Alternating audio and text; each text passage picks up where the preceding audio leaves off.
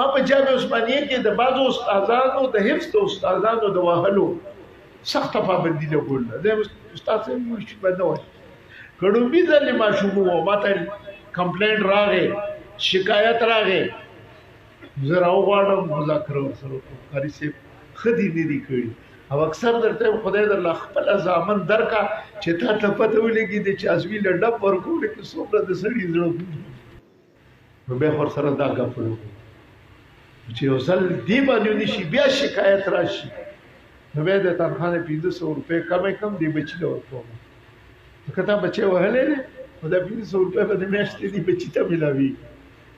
او چې دی باندې ونشي نو بیا ورته وي قاري صاحب زما استاد نه چلیږي بس په مخه دی خو ماله به خدای بل استاد راکړي تا له دې خدای داسې چې هلته تاره مسیح درته جوړ شي او ماشومان وهي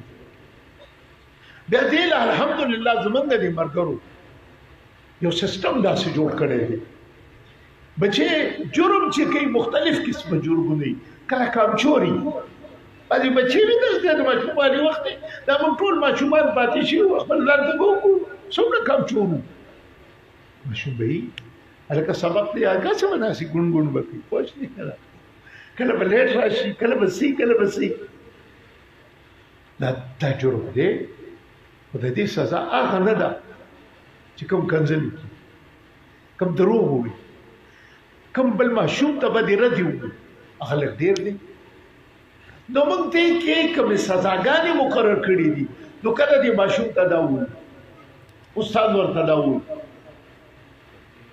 کامچورې چوټي ولا بند کړي ریسرچ ولا بند کړي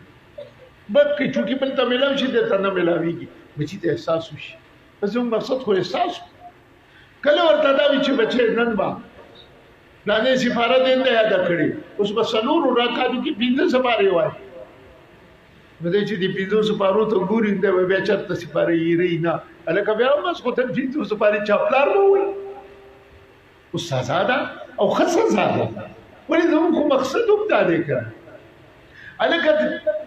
الګ مثال تو سره جوړو کو زه ودرېږه شابه دا سبق دې 50 سال زله وای او ماته وای چې استاد یو دعا درې څلور او پنځه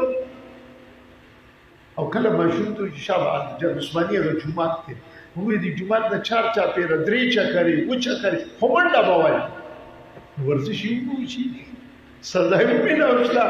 نو سبب ماشوم ګوري لکه په خوده کې ګبيره باندې منډي وای آرام کېنو خپل سبق یاد دا هغه تعذیب دی چې بچي ته استاد ورکولی شي او دا څه منسوس دی تاکید یو بل سره د استادان باهمي مشورو کې یره زما دا شاګرد کې خدا کمزوري ده دې څه علاج وکړو بل وی یې چې داسې وکړو بل وی داسې وکړو بل وی داسې دې سره سره د دې چې واخلي روحاني تربیت دي چې موږ هغه د دې اهتمام وشي د وظیفت د اهتمام وشي دارنګه د ګنداو محافلو د ګنداو مجالسو نه د دې بچی تربیت دا روحاني تربیت دی او چې څومره د دې بچی د قیمتي تربیت وشي د استاد نو سبا د امت لپاره قابل فخر سرمایه ګرځي